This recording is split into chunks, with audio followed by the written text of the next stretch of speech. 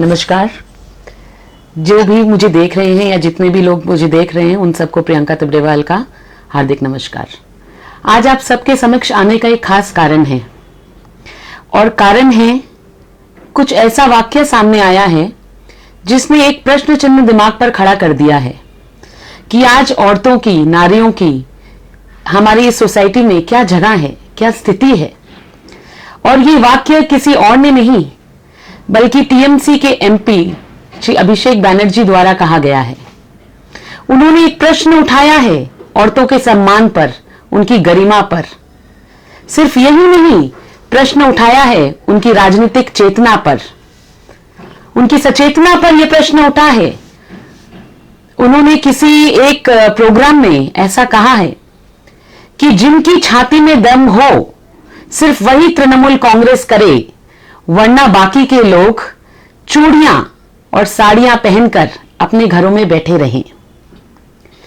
ये बात जो उन्होंने बहुत आसानी से कह दी, ये कई बातों पर प्रश्न उठाती है। ये उठाती है औरतों के सम्मान पर प्रश्न, ये उठाती है उनकी गरिमा पर प्रश्न, ये उठाती है उनकी राजनीतिक सचेतना पर प्रश्न।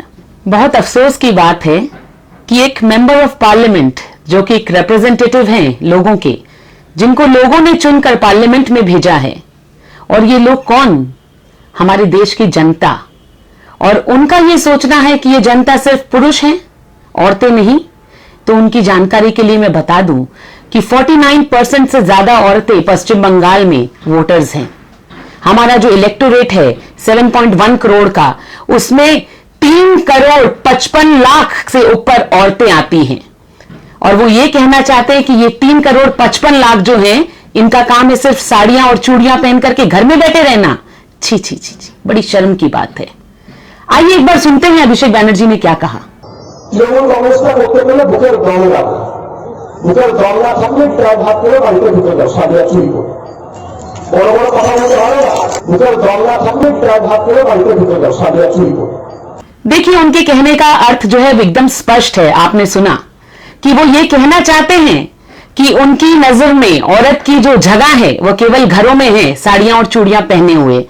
मैं उनसे ये पूछना चाहूंगी कि ऐसी सोच ये तो परवरिश से आती है, और उनकी परवरिश तो उनकी पीसी ने की है जो स्वयं मुख्यमंत्री है पश्चिम बंगाल की। क्या उन्होंने कभी उनको साड़ी और चूड़ियों में नहीं देखा? तो फिर ऐसा प्रश्न उन्होंने उठाया क्यों? जब वो एक औरत होकर के मुख्यमंत्री हो सकती हैं, तो कैसे आपने औरतों पर यह प्रश्न उठाया?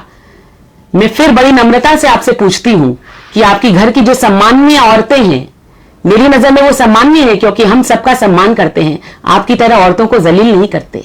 तो मैं पूछती हूं, क्या वे साड़ियां और चूड़ियां नहीं पहनती?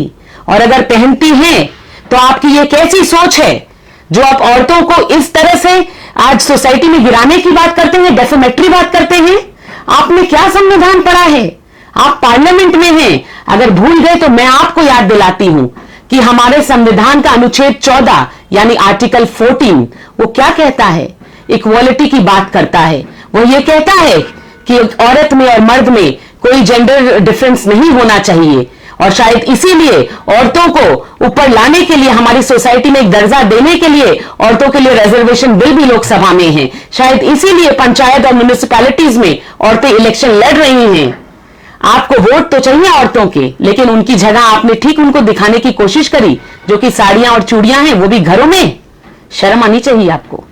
दूसरी एक बात और बताती हूं आपको, अगर आप आर्टिकल 15 भूल गए हैं तो आर्टिकल 15 क्या कहता है, ये इसलिए कह रही हूं कि आप लोग सरकार में हैं। तो ये कहता है कि सरकार किसी भी जाति या धर्म या रिलीजन या जेंडर के आधार पर किसी में कोई भेदभाव ना करे। सरकार में होने के बावजूद जब आपकी ऐसी मंशा है, तो आप कैसे इस आर्टिकल को, इस संविधान को मानेंगे? शायद यही कारण है कि ये अराजकता है पश्चिम बंगाल में, क्योंकि आप ना कॉन्स्टिट्यूशन की इज्जत करते हैं, ना संविधान को मानते हैं, ना गणतंत्र को मानते हैं, और उसके बावजूद राजनीतिक ड्रामा।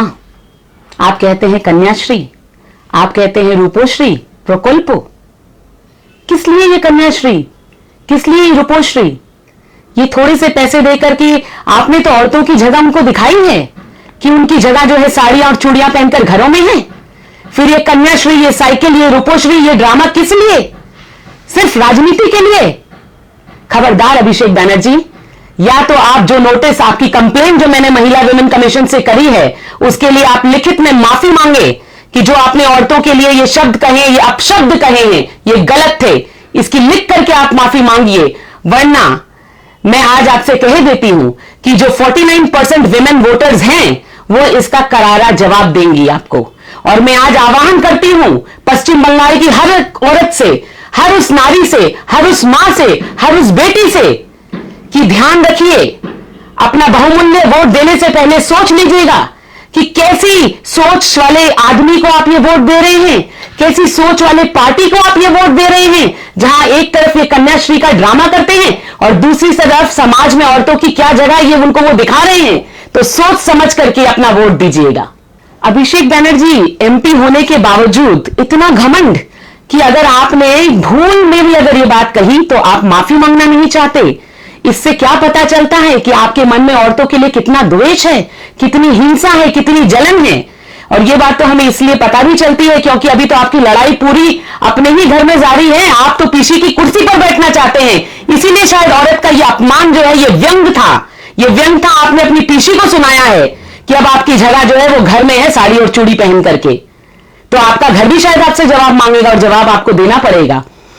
देखिए, कंप्लेंट तो हुई है और अगर आपने माफीनामा नहीं मांगा तो जनता आपको इसका जवाब शीघ्र देगी। देखिए, अपनी वाणी को यही विराम देते हुए मैं 2 पंक्तियां हमारे पश्चिम बंगाल की औरतों के समक्ष कहना चाहूंगी कि हां मैं नारी हूं, हां मैं नारी हूं, 100 थपेड़े सहकर भी अनवरत जारी हूं। हां मैं नारी हूं, ना समझना मुझे आसान, मैं चिंगारी हूं, हां मैं नारी हूं। नमस्कार।